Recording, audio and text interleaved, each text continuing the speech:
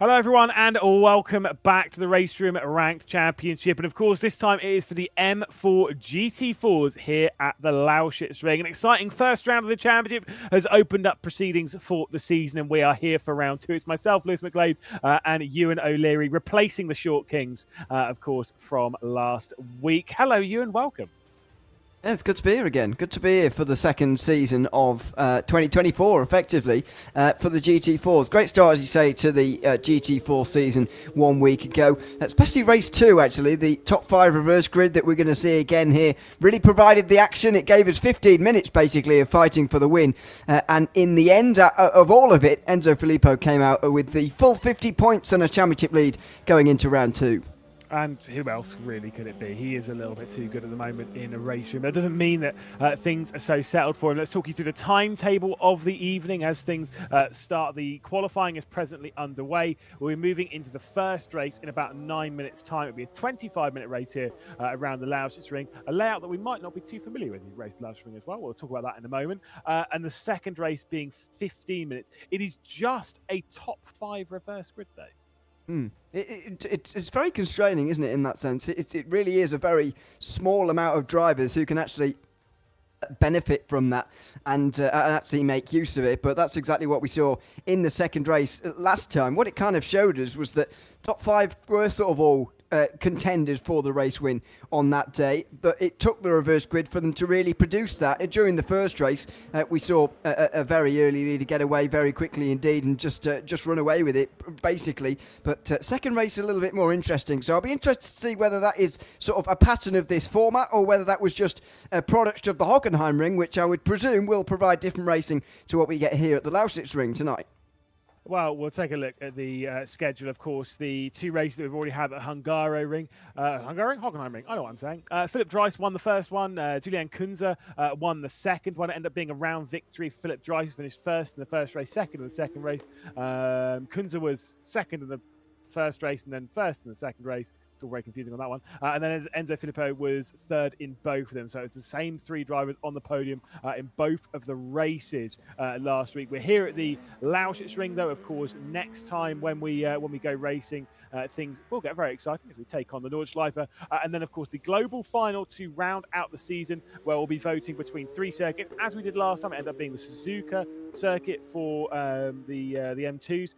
See what we'll get for the M4 GT4s. I'm sure we'll be talking about tracks quite a lot when it comes up to that. But let's talk about tracks for now and talk about the Lausitzring. Of course, it's a circuit that we've seen quite a lot in German motorsport, especially if you've watched things like DTM and such. You'll very much be aware of the circuit. However, this layout might seem a little bit weird.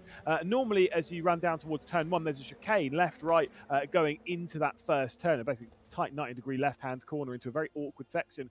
We ain't doing that. We ain't got time for that. We're running straight down towards turn 1 and the oval part before we run onto the backstretch and then into the section that we might kind of know of the Lausitzring. Should mean that effectively the second corner, Ewan, is going to be prime for overtaking opportunities. Yeah, you think so? What I'm going to be interested in, actually, because I don't know the answer to this, is just how much of a corner turn 1's really going to be. Because it is quite a switchback, to be honest, but it's not, it's not sort of Daytona-style oval banking by any means. It's a very flat circuit, to be honest. And does that mean it's going to be a corner? Does that mean that half this circuit is basically going to be sort of oval-style driving? That would be very interesting to see, but we'll find out in due course. These cars, of course, don't have anywhere near the amount of downforce of even GT3s, certainly not GTEs that we're going to get later on in this RaceRoom Ranked Championship season. So it could really be a sort of half a circuit with actual oval driving to do, and then the other half with proper road course driving, which, as you say, is mostly sort of based on the other more well-used Grand Prix circuit anyway. This layout is not very well used, but a lot of it is pretty familiar to those that drive this circuit with any form of regularity. I finished 1-2 here with Dan Kell. Just throwing that one out there. He won. It's fine. But either way, we're not talking about my racing history. We're talking about the racing of the current year. I just like rubbing it into you, and I'm great. Obviously, the car that we're dealing with here, the BMW M4 GT4 car, 550 brake horsepower, all that power going to the rear wheels. Don't worry, the car is still ugly as sin, though. It is.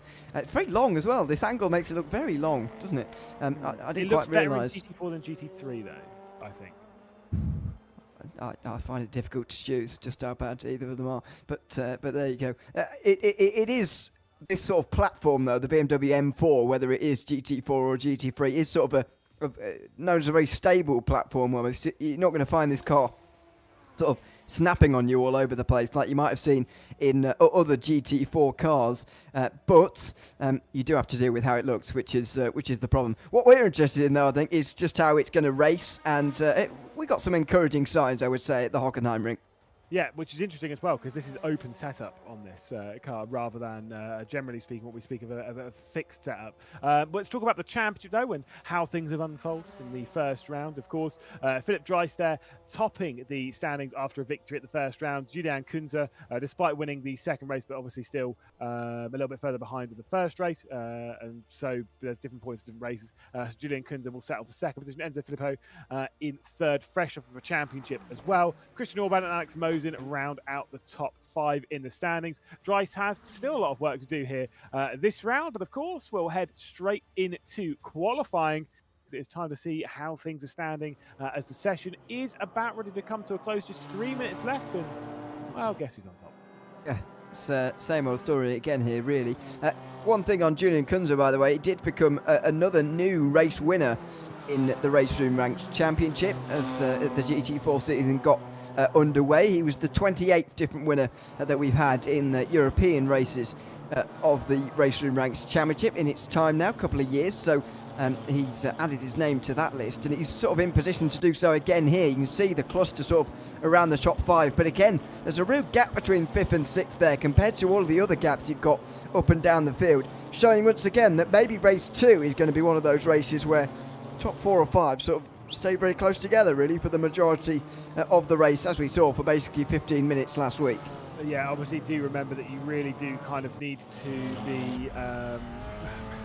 I normally we'd be talking about the top 10. I think with this you do need to be in sort of really the top like 6, 7 cars to be in contention. Of course, the top 5 of those that get reversed for the second race. You really do need to be up there if you have aspirations of winning. Sven Mackenberg on a decent improvement at the moment as he works his way through the final corner and up towards the line. He improved from 7th position and move his way further up. No, he cannot. The final section not great. Then we get a real good look here of T1.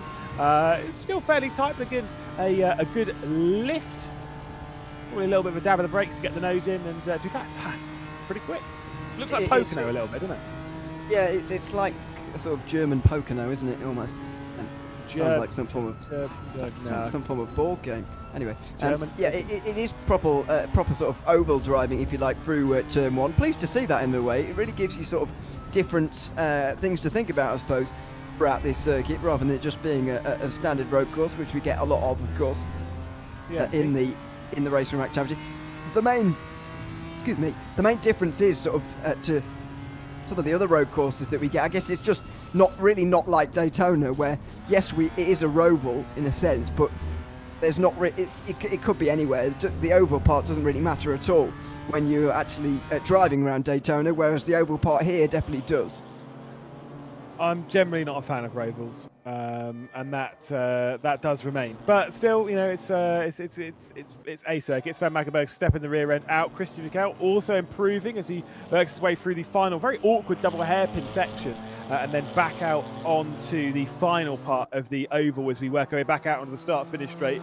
Don't know if this is going to be a lap time to really challenge Enzo Filippo. I don't think it will be. Ilya Drovosekov is going to be the driver closest to him. Great to see Drovosekov back into the championship. Christian Mikel will not be improving on that lap time, so has to settle for 8th position. He's being sandwiched by the delicious bread of Sven and Marvin Mackenberg. It's a Mikel sandwich with Mackenberg bread. Sounds tasty. Is it? We'll see how they get on down towards turn 1. Lots of Germans in the top 10. I suppose you'd expect that. 6 of them up there. Notable appearance of Ilya Drovosekov again in the RaceRoom Ranked Championship, which is great to see as well. A number of great stories for him, I suppose, in the history of this championship. 3 wins in the BMW M2 Cup, which we had 2 years ago, and not the one earlier this season. But he's back again, which is great to see, along with lots of the other usual names in a very close qualifying session. Well, the session has come to a close. Enzo Filippo will be on pole position, along with Ilya Drovasekov on the front row. Philip Dries, Alex Mosin, Julian Kunze, Mihai Neg, Sven Mackenberg, Christian Mikel, Marvin Mackenberg and Christian Orban will be the ones who round out the top 10 finishers. Of course, the rest of them will filter their way through. We've got a lot of drivers that we're kind of used to seeing, the likes of Rokas to be, the likes of D'Amico, who are obviously quality drivers, but great return to the championship for Drovasekov. That's a lovely return to be straight back onto the front row of the grid.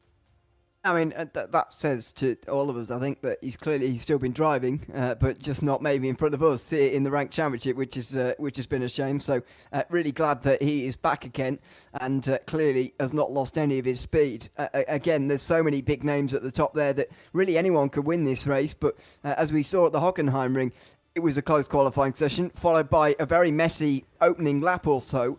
For those, I think Kunze and Filippo were the closest challengers actually in race 1, and they battled a lot through turn 1 and 2 and then through the rest of the opening lap, and that really gave the leader a very big gap indeed to basically drive all the way home, and they've got to make sure that those in not first place make sure that doesn't happen again.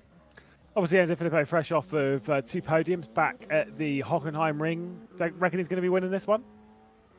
It could. He definitely could. He's got the most wins in the Racing Rank Championships history, and that's something that he's going to take some knocking off from. But I think it's going to be pretty difficult for him. He's going to have lots of challenges. I'm going to go for Ilya Drovasekov just for the pure nostalgia element. It will be a nice comeback for him. It would be. That would be a nice, tasty sign. Of course, it is 25 minutes in the first race and then 15 minutes in the second. You've got to be in the top 5 to be allocated a position reversed in the for the second race. But this first race is really what it's all about. I mean, it's going to be down to basically turn 2, right?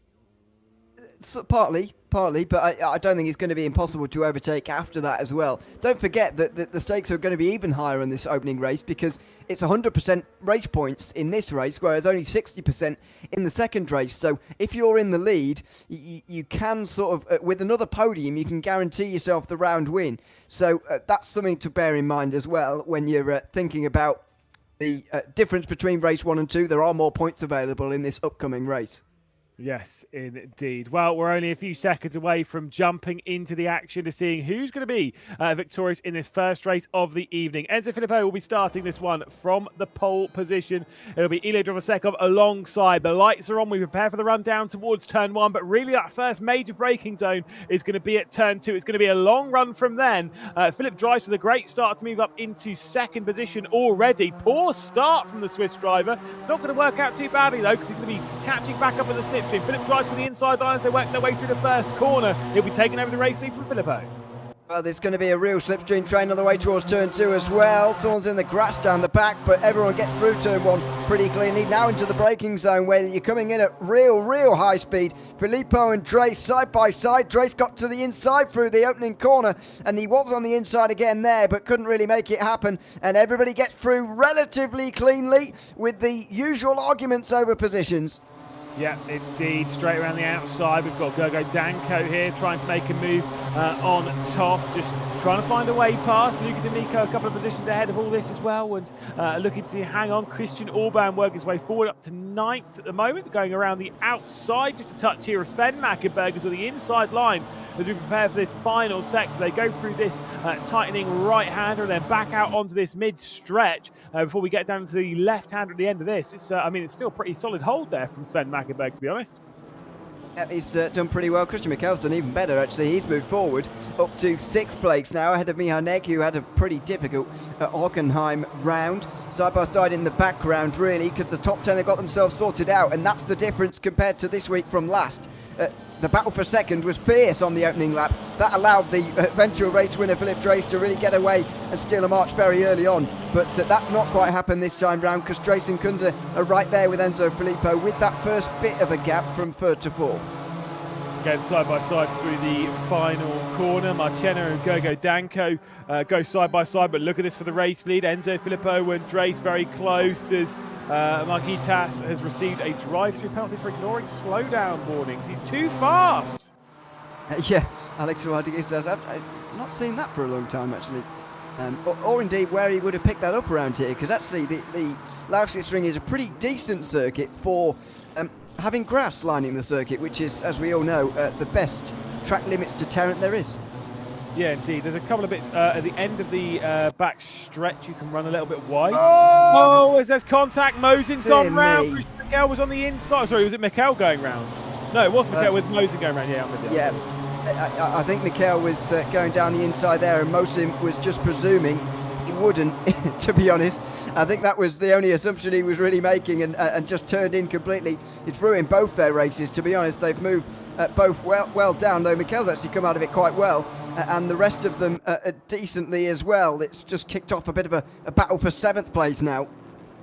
Indeed, here comes the side-by-side D'Amico with the inside line, dragging it through, going side-by-side with Marvin Mackenberg, sends it on Sven Mackenberg as well, as he tries to complete the move onto the braking zone and creating that gap. That passes 1.1 seconds, though, up towards Christian Mikel. This will be a big slipstream circuit, generally speaking, and so to have a 1 second margin to the cars ahead, that means that you're going to be a sitting duck, basically, down into turn 1. Tighter line coming off of the final corner, though. Yep, and it's a very, very long run to the next time you probably hit the brakes as well. Do note as well that on lap 1, the guys didn't really have to brake at all through the opening corner, or indeed lift off, but now look at them there, just daring the brakes a little bit on the entry into the turn, getting on the power early, and sort of sweeping through as well, trying to get as close to the wall as possible as well. And that's a big difference to the opening lap here, and so it does change the battle in towards turn 2 that Filippo is now defending from. He can't leave the outside 2 open because he'll get the inside for 3 with Philippe Drace, and that could be bad for the Frenchman. He hangs it round the outside through turn 3, and he'll be on the inside for the very long turn 4. Yeah, drives straight around the outside, trying to make it stick. Enzo Filippo with the inside line, squeezes him out wide. The excellent side-by-side racing between the top 2. And it will be the Frenchman hanging on to the race lead. Julian Kunze sat in 3rd position, just waiting for an opportunity to sneak his way through. Of course, did finish runner-up at the previous round, despite a race win in the 2nd race. Looking for more this afternoon. Knows realistically, if you want to win a round here in the M4 GT4s, you've kind of got to win this first race. Yeah, you do, really. And you certainly can't be off the podium. I think it'd be even a pretty big miracle if you win it from 2nd or 3rd, as you say. So you are going to see a big fight for this race win. You said excellent racing between the front trio. I don't think Philippe Drace would agree with you based on the way he came back onto the circuit and based on the way he was vigorously flashing the lights at the Frenchman as well. But, you know, it was very much on the line there as to whether Filippo completely pushed Drace out or not. I think he just about did about all he had to, and nothing more than that, as Petter Daniel goes off the road, along with Michael Heaven as well, who is pointing the wrong way out the final corner. Yeah, indeed, there is Matthew Haven going for a bit of a spin into the barrier as well. It looks like Marcel was driving there. No, I get your point. Maybe Drace was pushed out wide a little bit there by I mean, it's a bit of tough racing, but let's be honest. What drivers don't flash? They're all over it. And also look at this gap for 2nd to 3rd. Julian Kunze's dropped right back. He has a bit, and that's surprising given the battle that's going on ahead. Normally when there is something like this happening, you tend to close in, but that's not happened to Julian Kunze here. Maybe this underlines the fact that Filippo and Drace are going to be the 2 to beat this season, and they're proving that in this race, because Ilya Drobsakov has been completely blown out of the water by these 2 as well. He's even left behind Mihai Neg and also Christian Mikel as well. So it's some very big gaps, and they're all being created now by this front 2 effectively. There is Drobsakov, who is just not quite as quick as those 3 ahead. No, but it's just, again, sometimes that's just how it goes. This race is about you know, not overdriving the car, keeping yourself in the race. I mean, to be fair, I wouldn't say particularly these tyres are expected to fall off in 25 minutes, but there is also a little bit of that potentially at play. Everyone's on different setups as well. But do you know, sometimes finishing in a race this in 4th and 5th, you're not quite feeling it, getting used to the car, getting used to the scenario. It's not necessarily a bad thing. They work their way back out through the final corner, though, and it will be the Frenchman continuing to lead. I would certainly not rule out Julian Kunze. I've commentated and watched him race for a long time now. Yeah, even since the WTCC esports days. He is a quality driver and knows how to be patient. I think he had the most... I don't want to quote myself on it, but I'm still going to say it anyway. I'm pretty sure Julian Kunze had the most pole positions in the opening season of the WTCC Esports Championship, which was 2016, if I remember correctly. And he won the live event at the WTCR opening event in the Nürburgring, which some of the best drivers in sim racing were a part of. Me. There goes Christopher Cow down the inside fifth, by the way. Yeah, even just saying WTCC dates it a bit, doesn't it, these days? We're a few years away from that era now. And so that just shows you the longevity that he has enjoyed. Although he's not the only driver in the field who can enjoy that level of longevity, because we've just seen one of them make a pass for fifth. Yeah, indeed. Christian Miguel then up into fifth position. Again, like I said, there's a lot of old boys in sim racing now, and old boys is like mid 20s to early 30s. It's fine. Yes, I am in that vein. Thank you, Ewan. You pipe down. I'll be there one day, don't worry. Yeah, no, too right. I won't be. Enzo Filippo will continue to lead there as here comes a look as Daz Higgs trying to get past Gaspar Mish straight around the outside, contact between the two of them. Oh goodness. Oh, and careful rejoining like that. Gaspar Mish, I'm afraid, is well, not have painted himself in too much glory there, because that was a rejoin very much to try and salvage what he could from that race and not thinking about the races of those who are still on the circuit. Goodness me, it's all a bit messy here. As Gaspar Mish will get back down the inside of Sanchez, back up to Gergo Danko, of course, in that 12th position, going side by side and trying to sneak their way, or rather hold off Balash Noj, who's going to go straight around the outside at T1. I would assume the inside line should hold off here. Oh, as we go, move for the race lead. Yep, and it's Drace into the lead, so a much cleaner battle between the two this time. A couple of laps ago, they were side by side. Filippo was very much leaning on Drace there and giving him the bare minimum room out of turn number 4, but they don't even have to have that conversation this time, because Philip Drace is in the lead. And will he take his second Race 1 victory in 2 weeks? We'll have to wait and see. It's a long way to go yet. 15.5 minutes of racing before we see the checkered flag, and let's be honest, I don't believe you're going to be able to pull away in the slipstream necessarily, and it's brought Julian Kunze back into it. And to be perfectly honest, 2 seconds off, are we really going to rule out Ilya Drovosekov? I mean, it's a tall order for him to close up to it, but I don't, just straight up yes. Sorry, I am. Just because Gareth Southgate has quit England and we didn't win the Euros doesn't mean you can be so pessimistic. I'm getting stroppy because of those two events. No, I'd really like Drovosekov to win, to be honest. If I was to pick someone I wanted to win, which we're not really allowed to do, but I'm doing it. I would like it to be him, to be honest. It'd be a bit nostalgic, really, but it doesn't look like we're going to get that unless stranger things have happened, I suppose. But it's just looking very unlikely at the moment. Rokas Tabi has gone off in the final corner, I'm afraid, where a lot of the action has been seen actually so far, especially in the midfield. But where there's been, unfortunately, a few incidents, we've seen a few of them in the last couple of laps.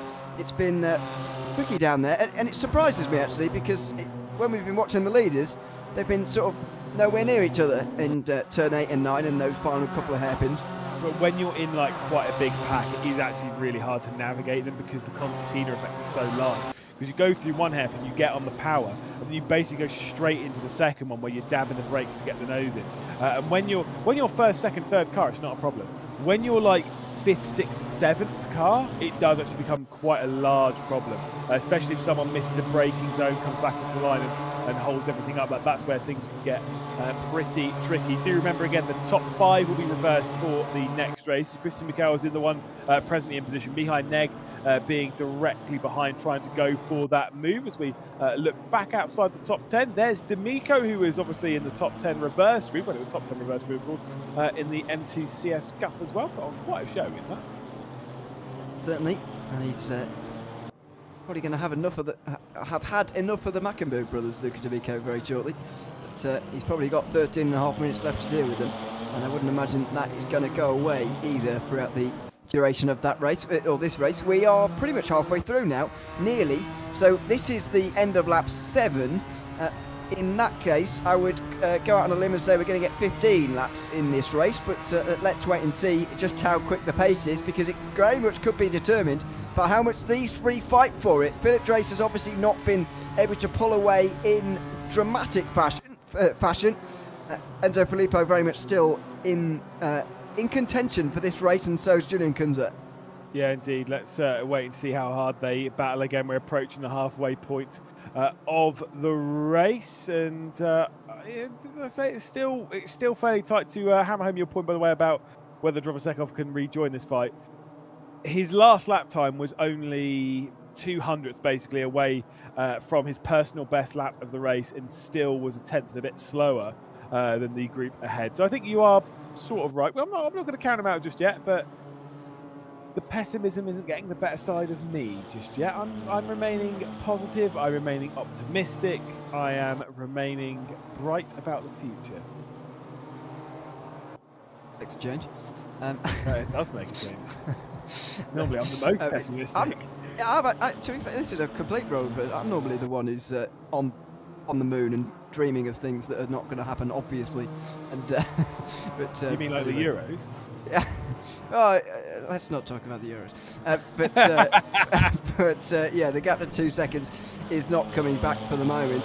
Although it could, but it's not for the moment, just because these guys aren't battling enough. Really, he does need something more to kick off here. And that is very much on the shoulders of Enzo Filippo at the moment. You get the feeling that Julian Kunze would like to get involved, but he knows that if he does, then he's basically giving a race win to Philippe Drace. Look at the difference in line as they work their way through the first corner. Drace a little bit out wide, doesn't quite bring it down to the white line. Enzo Filippo was a little bit more confident to bring it down to the curve and to the white line as well. The defensive line coming in then from Drace. We head down into turn 2. Enzo Filippo to the outside, heavy onto the brakes, feels the mirrors, can't do anything, sneaks back up the inside as they work their way into the right-hander now. And again, nothing working. Big hairpin to come here. And once again, it is still Drace out front, but look who's knocking at the door. Yeah, well, he's got to be careful there, Kunze, because, as I say, he will give Drace the win if he's not too careful. But he's going to get to a stage in the next 10 minutes where he doesn't care about that anymore, and he'll think, well, I can't win anyway, so I might as well try and get second. That is maybe what we're going to see a little bit later. But what was really notable to me on the way down towards turn 2, just how wide it is on the way down in there. So we saw on the past, Philippe Drace was able to brake so much later than Enzo Filippo, but you can do that. You can run deep into the corner. You can use the space on the outside. And Filippo really didn't do that there. He went for the cutback line instead, which is never really going to work, because all you'll do is end yourself on the outside for turn 4, which is basically an 180-degree switchback, which is almost impossible to manage. Yeah, certainly so, but again, just look at how tight. Also, give a second, it's 1.6 back now. Just saying. Have hope. Win. Have hope. Have hope, Ewan, that we might see a tight battle. To be fair, I still think it's very unlikely, but you never know. Again, we're under 10 minutes left to go. It takes about 1:40 for them to go around. I'll let you do the maths. I already know what it is, obviously, but I'll let you do the maths as to how many laps are left. I want to say 6. Okay. Whew. We are good at this. Defensive line coming in from Drace. We've seen the outside line work a couple of times, including how Philippe Drace took over the race lead, but just the perfect defensive line at the moment from the German. It's going to tighten up here at the hairpin. It's partly a perfect defensive line. It's partly Filippo not braking late enough. Now, I understand why he doesn't want to, because Kunze's right there, and if he does get it wrong, then there is the real danger of losing second place. But if he really does want this race win, it is somewhat a question of how much he wants it, to be honest. If he really does, then he needs to brake a bit later on the way down towards turn 2, really embrace the outside line, just as Drace did, almost without fear. But I suppose what Drace has figured out is that if he brakes late on the inside, then he can defend quite well. You might have some more to do down here as well into turn 6, but surprising that Filippo didn't even try the inside there. That was interesting, because I do get the feeling that if he'd have had a look, I reckon he could have made that move stick. But just decided, again, discretion the better part of valor, and whatever the rest of that saying is. But kind of aiming a little bit more into that vein rather than going all that attack. Kunze got down the inside there, and there's the eternal danger for the driver in the middle. You always have the problem of a guy behind you trying to get down the inside. That's exactly what happened to Filippo there. If he allows this half-second gap to get out of control, then Philippe Drace has won the race. Yeah, exactly, and that rhymes, so it is true. As we head through the first corner, I see the confusion race, don't worry about it. Obviously, out towards the barrier they're going to go. Remember that Drace and Kunze have both won races this season. Drace won the first round, though, courtesy of being the race 1 victory rather than the race 2 victory. As more looks incoming. Again, it's tight between the top 3, but no moves coming in. Drovosekov has now definitely dropped off of this train. He's hovering about, but should be 4th, and he's got a great chance for the second race as well. But that's all to come a little bit later on. Yeah, Filippo just a lot later on the brakes that time, to be honest. When he's nowhere near to Drace, he was a lot braver, really, but I guess he's got more road to use when there's no one directly ahead of him, and so he can get away with it without fear of rear-ending the driver in front of you. But it's hard to understate just how important this is, to be honest.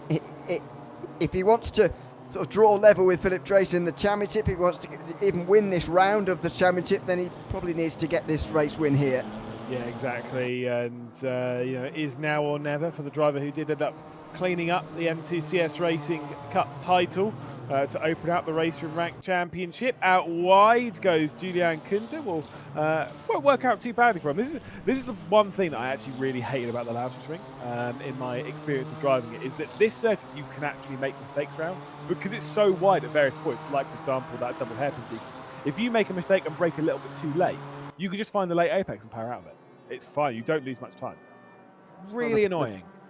The problem with late apexes, though, is that if you've got someone behind you, then they can become an annoyance themselves and start to get in the way. So you can't be making too many of those, Filippo. To be honest, I just think he made a bit of a mistake himself, to be honest, by going too deep into the penultimate corner, which you really can't afford around here. It's the run out the final turn that you need, because that sends you all the way down here to turn 2. We're now onto the oval again. He's braking really late and very nearly rear-ends Drace again. He's starting to get a bit ragged here, to be honest, and Philip Drace may be able to capitalise on this.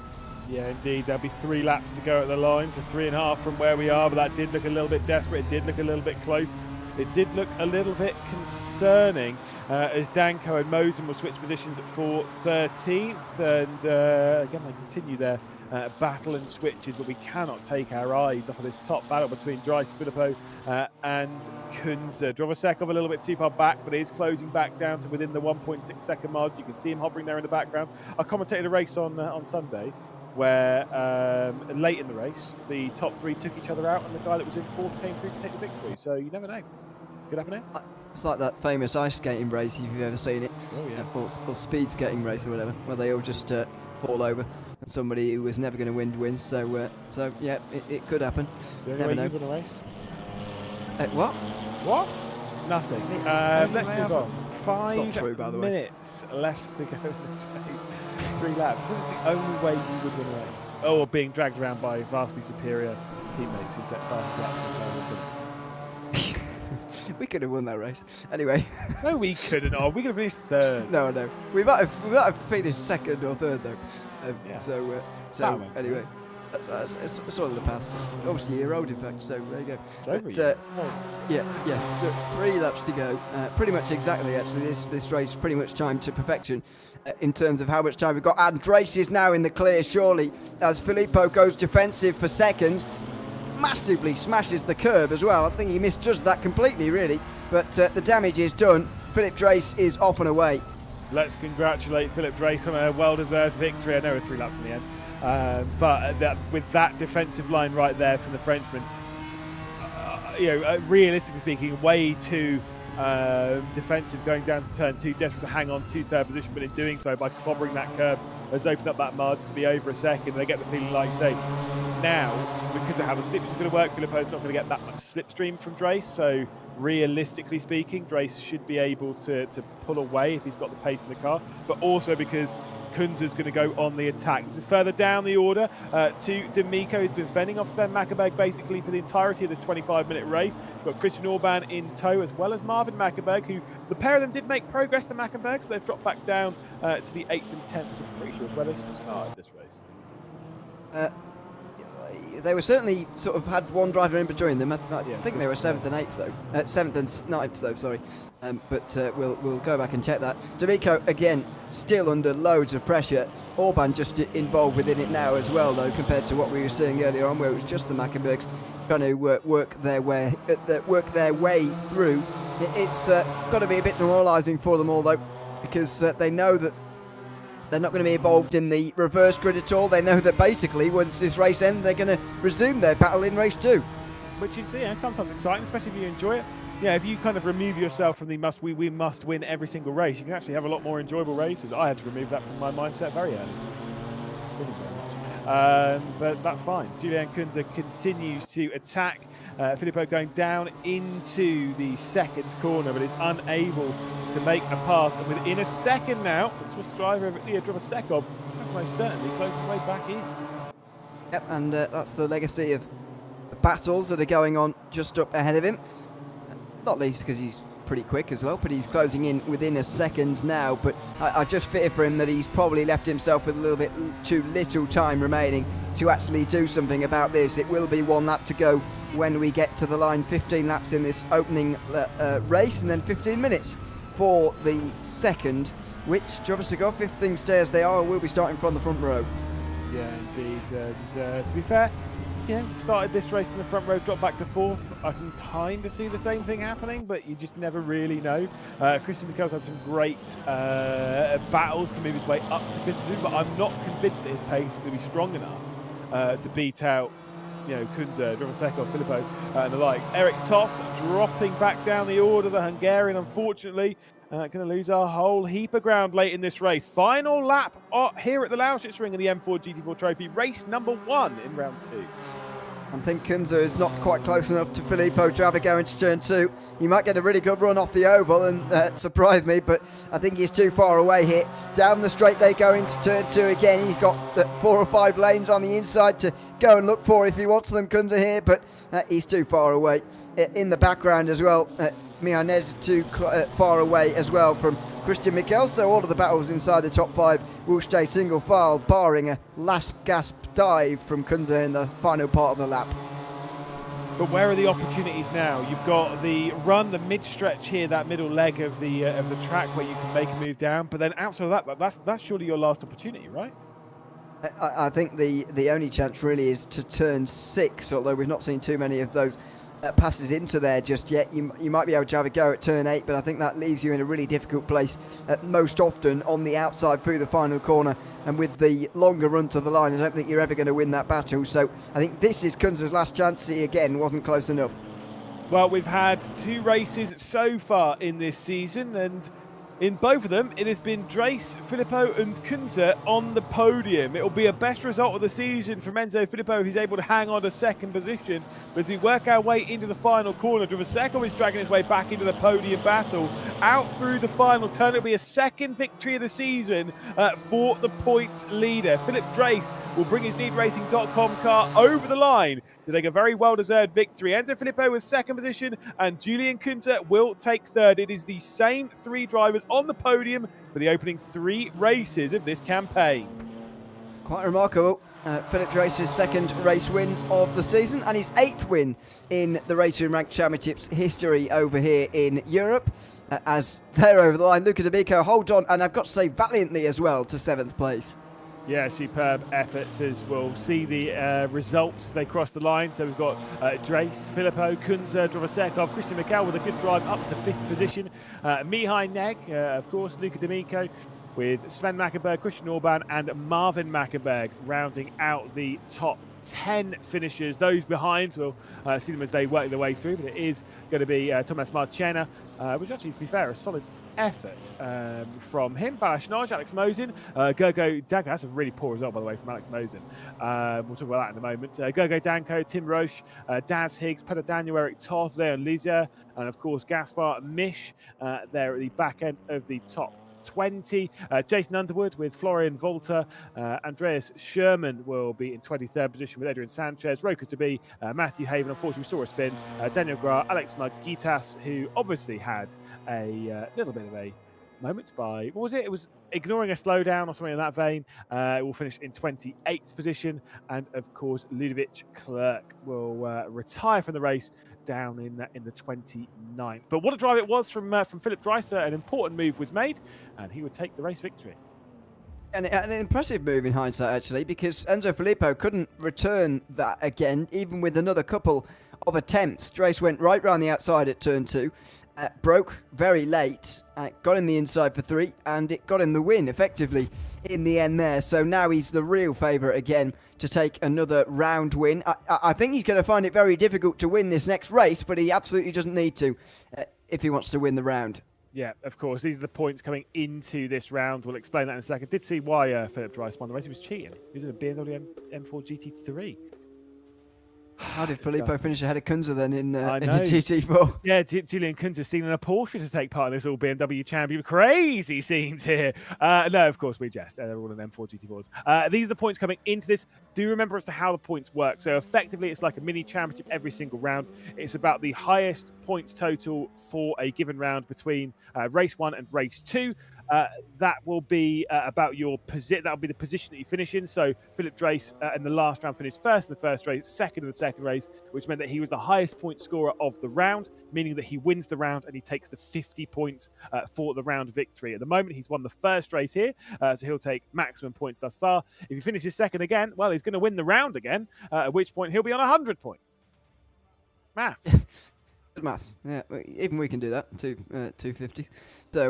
So yeah, he will be cruising away really at the front of the field, and no surprise really considering the form that he's shown so far, and that form as well is going to be so important going into the global final, although there is a risk I suppose that if he wins the first 2 rounds and then has a bit of an off round for round 3, still makes it to the global final, but he'll be thinking, you know, form a little bit on a downward trajectory rather than upwards. It may be a slight concern to him, but we'll see when we get there. Still a couple of weeks away from that all-important final round. Certainly so. There is a fair trek to get to that point, and even then when you consider the last one with Enzo Filippo and the strength that he had last season, the expectation is that that will most certainly continue as we can see the schedule here. You excited for the Nordschleife? Yeah, I guess it's well, he's thrilled for it. It's not my all-time favourite circuit, but it's pretty good. And what I'm interested to find out actually is how on earth the races are going to work there, because the minutes really don't apply very well at the Nordschleife, to be honest. So I guess two laps for the second race, but will it be 3 or 4 for the first race? So we could have some very long opening races there.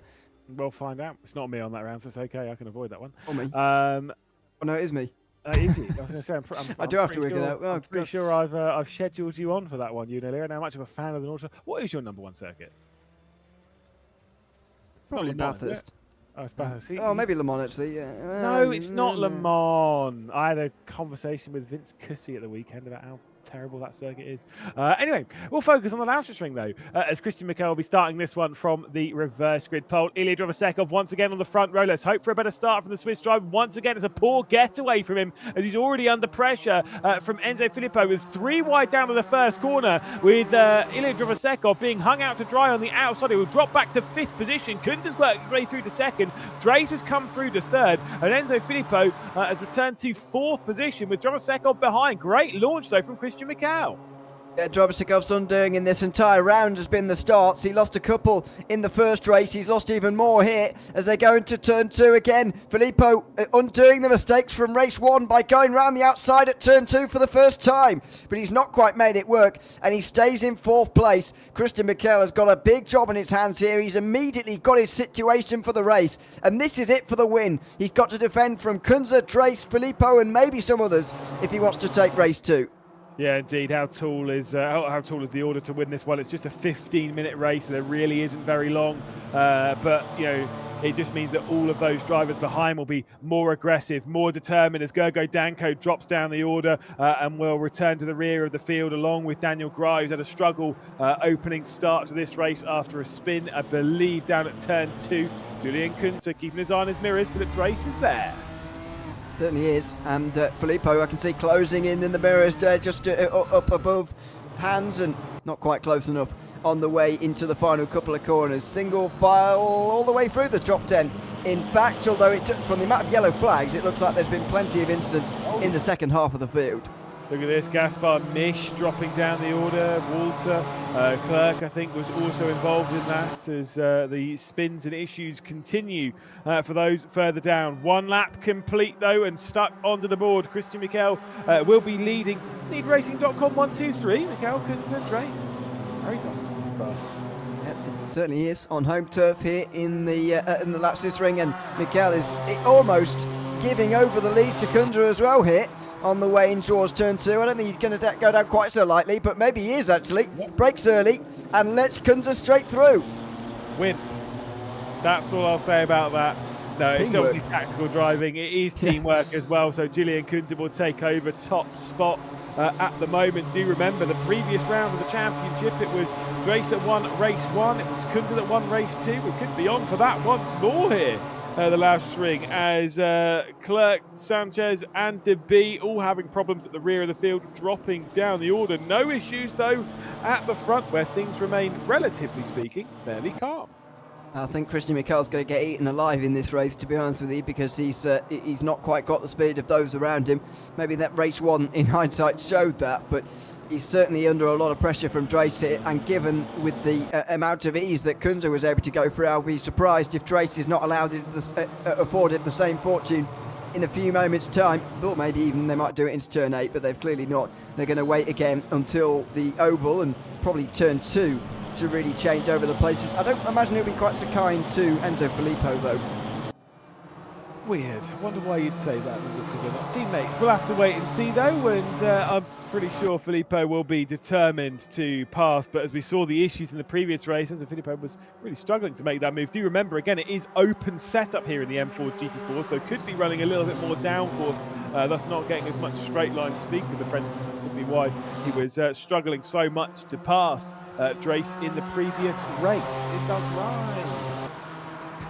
I only realised a couple of moments after you said it first time that that's actually what you meant, but there we go. Just a bit slow for me, to be honest. Mikael didn't quite let Drace go through then, and instead stays in second place. That was very late on the brakes from Mihai Než there, who's in all sorts of trouble with Lucas D'Amico now into turn 4. Side by side they go through the left-hander, but this is where the battle is. Enzo Filippo trying to work his way through onto the podium. I think you might be right. Now, having looked at this for the last, half an hour more, as we have been, it's a lack of straight line speed, very possibly, for the Frenchman, and maybe that's why he's struggling to really pull alongside enough and brake late enough. Yeah, of course, there's a lot of things in setup that can give you that, even in a car like this, which doesn't have the most amount of setup options. As much as I say it could be slower straight line speed, that can be because of the rear wing angle. That could be because of how much, basically, like brake duct, things like that, like how much drag you've got on the car. But it also can be how good the drive is off the corner. That could be where it comes from. It could be tire, it could be anything that's reducing the straight line speed. Really trying to attack Drace here as Ilya Drovasekov takes an alternate line going through the final couple of corners. You can see Mihai Než, D'Amico, Sven Mackenberg, Christian Orban, Marvin Mackenberg, all extremely close, as Sherman has a bit of an issue and drops down to 23rd behind Marquitas. There's so many problems down the back of the field for so many drivers today, or at least in this race I should say. Just a load of yellow flags at various points throughout this race. I think Drovasekov just kissed the wall there, maybe, out of turn number 1. It's they're all pushing the limit. Enzo Filippo looking to push Drace as much as he can. Brakes really early. Don't know what that was all about. There was so much moving on the straight that Filippo's almost out-duped himself. And Ilya Drovasekov is going to say thank you very much and take 4th place. I don't think he nearly out-duped himself. I think he did out-dupe himself. You're absolutely right. Drovasekov straight through there to take 4th position. A disaster moment from the Frenchman. It's now 1 second between Christian Mikael and Drace. So the gap between 2nd and 3rd opening up just a touch. Drovasekov will be applying the pressure, but that's very curious. I think maybe he'd moved one way and the car got a little bit unstable, and so I guess just jamming on the brakes early, or maybe trying to fill the mirrors and trying to force a mistake out of Drace. It just didn't work. It's so weird. It was so weird to see on the way towards turn 2. You've all heard of an ankle breaker. That was, I don't know what you call that when you break your own ankles, but anyway, that was very, very bizarre indeed. Drovasekov, though, clearly looking good now in this second race, revitalised a little bit by the short break in between the 25-minute race and this one, and he's really putting the pressure on Philip Drace now, and Filippo's grazed the wall, and it wasn't just a graze, it was a proper hit on the wall too. He's dropping loads of places now into this second group. Yeah, that's a very curious instant there for Filippo, just a little bit wide, I guess. I didn't actually see it really very well, to be honest. I wasn't paying that much attention to what Filippo was doing. I was seeing more about the road ahead. But yeah, that's a disaster moment for him as he drops back into the clutches of Marvin Mackenberg. Will be slowed down into T1 as well, and could well have picked up some damage on that car. I don't know how heavy the hit was. I think it was more of a graze of the barrier that slowed him down, but still, big issues for him. Kunze continues to lead from Mikel, but look at this, looking backwards from Drace. Of course, Ilya Drovosekov. Love how the top four are all in the identical look. That's Yeah, well, are they all on the same team? I guess they must be. no, I don't think Drovosekov. No? Well, no, not according to our sheet. No, so I thought he was actually, but no, he's not. So and it says privateer there. So there you go. But yeah, they've all gone for the same livery, which is not especially helpful. I'm not saying it's a bad livery, but maybe one of the four could have chose something different at least. It's a bad livery. You do? Yeah, I don't like it. You know my opinions on white, silver, and red. Boring. And if you're going to pick some boring colours that everyone else picks, do something interesting with it. Obviously, I'm not saying that they can't pick livery, they can't design their own, right? Just to clarify, whoever designed this car in real life, boring. I'm not a livery designer anymore. My time of doing that is well and truly gone. They'll work their way back out though onto the start-finish stretch. 4 laps to go. I'd go for 4 laps. 4 laps. So what? That'll make it 9 when we get to the end of the race. So yeah, plenty of time still remaining in real terms actually to get things done here. And Drovosekov is pretty close to Drace in terms of doing so at the moment. Drace, by the way, still comfortably on course for the full 50 points for the round as things stand.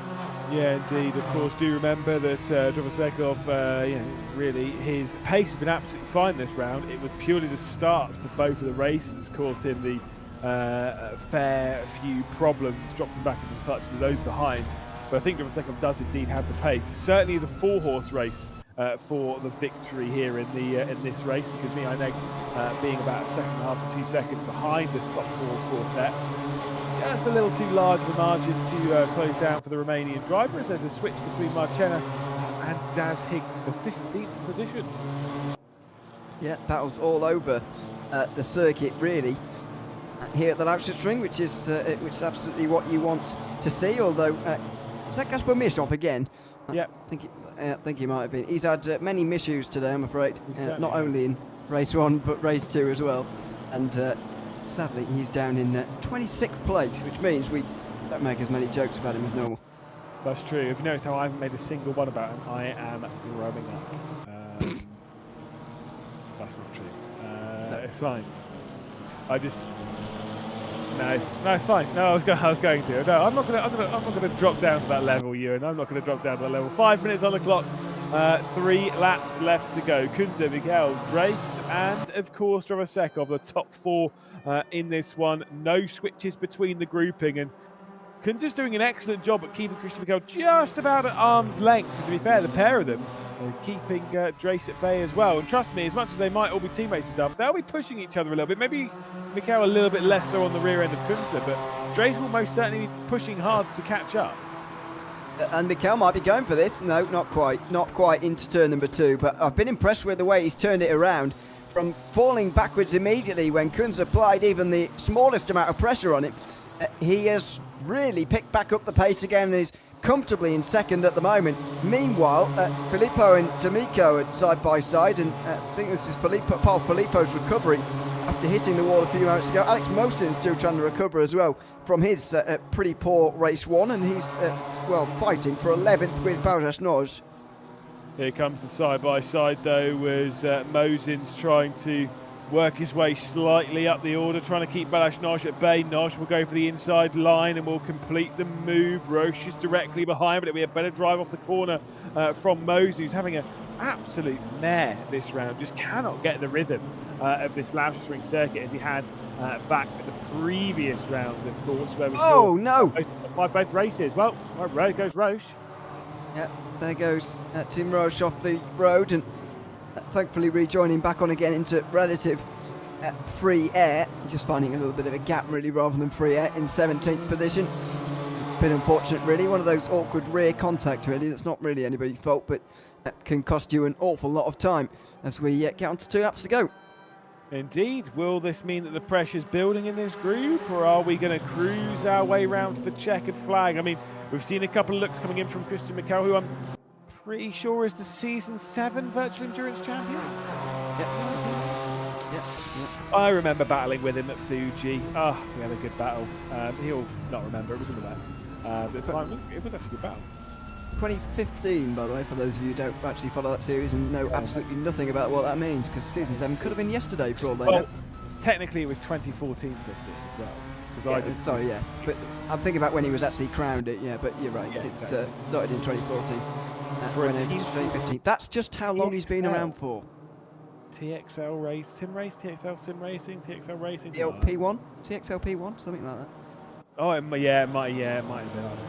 Again, that was a long time ago, and I was still thinking that I could be on this level. Alas, I am fat, retired, and in the commentary booth as Drace is closing up, trying to fill that mirror. But again, still no real looks at the moment. They're calming themselves down, but is this building up to quite the final lap? Don't know. I think the sort of willingness to pull something major here is going to be diminished slightly because most of them are in the same team. Not entirely sure how desperately Christian Mikel wants that position. It may not matter in the end because that run off the final corner wasn't very good, and he might be looking over his shoulder more than he's looking ahead. Yeah, indeed. Well, we work our way down towards turn 1. We work our way down towards the opportunity that it has, or really down towards the second corner where the big opportunity is. Little dab of the brakes coming in there from Drace. Out wide goes Christian Mikel. Julian Kunzer's built up a fair margin as he has half a second of a lead coming off the first corner. Drace is closing in, looking for another runner-up position. Of course, he had victory in the first race of the evening. He's looking for a second spot. Wants to take the round victory, which he should have for this position. Is that correct? And he would have with fourth as well, by the way, so it doesn't particularly matter for him. It would get quite tantalisingly close for him, but it wouldn't particularly matter. So he can throw caution to the wind here if he really wants to. The only thing denying him the race and the round win now, round win now is a crash, basically. Which, don't rule it out. Again, final lap of the race, you never really know. Big look from Drovosekov, you really never know. So yeah, you just got to wait for you got to wait, but you got to keep your eyes open at all times. Yeah, you've got to be careful of those late dives. You know that Drovosekov is not going to do something outrageously stupid because you know what he's like. And Drace no doubt will have come across him before, but it doesn't mean he'll be giving him a free pass right to the line here. Well, final couple of corners left to go. Kunzer's looking to take his second victory of the season, but it will be a runner-up in the round, unfortunately, to this driver here. If things finish as they stand, they head through the final corner and then out and down through the light banking here at the final turn at the Lausitzring. It's been a fun run around this layout that we don't typically see at the Lausitzring. It's been a victory for Drace. It's now a victory for Kunzer as it's basically four wides. They all pick a lane going across the line. Kunzer will cross the line in first with Mikel in second. Drace will take the round victory though with a third spot, and Ilya Drovosekov on a return to the RaceRoom Ranked Championship. 2 fourth place finishes, not bad to be perfectly honest. Mihai Neg up to 5th position. Absolute disaster, you must say, for Enzo Filippo down to 6th spot. Luke D'Amico, Sven Mackerberg, Christian Orban and Marvin Mackerberg round out the top 10. There's a bit of fun there though. Yeah, certainly was, and hopefully down the field as well. I was impressed with the Lausitzring, actually, I've got to say, in terms of the racing that we got and the battling on the sort of interior of the circuit as well was good, and there is the final front three. Does feel very similar though to the racing that we got at the Hockenheimring. It's a very similar event as a whole, to be honest. Kunzer taking the second race after Drace taking the first, and a pretty similar look to the round points as well. I think we've sort of got our favourites, if you like, for the global final already, with still the Nordschleife to go before then. Indeed. Well, Christian Mikel makes it a 4th different driver onto the podium this season, because of course it has been Julian Kunzer, it has been Philip Dries, and it has been Enzo Filippo for the first 3 races of the season. So we do actually at least get to add a 4th one to it. But as you can see there, a certain team is dominating. NeedRacing.com 1, 2, and 3. What an effort. 1 and 2 in the round as well. So a really great effort for NeedRacing.com, who are absolutely flying at the moment. But we don't expect anything less from their drivers. Christian Mikel and Philip Drake have both had 8 successes in individual races in the RaceRoom Ranked Championship. And we can't forget, of course, about Philip Drake's 2 championships as well that he was able to get last year in the Mazda MX-5s. But this is a different prospect. Racing in the GT4s, a very different prospect indeed. A lot faster apart from anything else. And he is still going very well in these cars too. So a strong showing early on, but it doesn't matter if he doesn't come out with the title at the end of it. So we'll be putting all that focus into a fortnight's time. Top 5 from this round then. It'll be Philip Drake's, it'll be Julian Kunze, Enzo Filippo, Christian Orban and Luca D'Amico in the point standings. Drace there, of course, on 100 points. Julian Kunze on 88. So first for the first 2 rounds for Drace. Second for the first 2 rounds for Julian Kunze. Third for the first 2 rounds for Enzo Filippo, as the top 3 pull themselves fairly clear of Christian Orban and Luca D'Amico behind. But I mean, Drace may not get it all his own way. Of course, next round is the Nordschleife. It's something very different to talk about, isn't it? Yeah, it is. It is. But we've had 2 pretty different circuits so far. I wouldn't say the Hockenheimring and Lausitzring are totally ultra similar, other than the fact they're in the same country. But the Nordschleife may well provide that little bit of a different challenge for him. It just really depends on how the racing is. Sometimes you get Nordschleife races where the field stays really close together and it all sort of bursts to life on the back straight and battle into the final chicanes, etc. But we could see one of those races where Drace just dominates that from the very front because there are so many corners for him to pull away. You never know. It is the circuit shaped like a pig's head as we wrap up things here at the Lausitzring. Stop shaking your head at me. Obviously, we'll be back in a week's time before we get ready for the global final, where we'll bring in those not only from the European rounds, which I know you've alluded to. Of course, we do the European one for the RaceRoom Ranked Champions. We'll also bring in the Oceanic and America drivers to kind of jump into the fun, of course. Which one of the Short Kings are you with next round? Because you're on next round of the Nordschleife. I don't know. It was meant to be Zach, but I don't think he's bothering anymore. No, he's off on a mountain or something. I don't know. I think it might be Dara with you. I don't know. We'll have to find out in a week's time. That'll be the thing I'm excited most for, as well as if anyone can beat Philip Drace. Thank you so much for joining us here in round 2 of the M4 GT4 Trophy. I've been Lewis Vigo. Ewan O'Leary has been alongside, and Chris, the captain coffee boy, has been behind the scenes. We'll see you in a week's time as we go racing at the Nordschleife.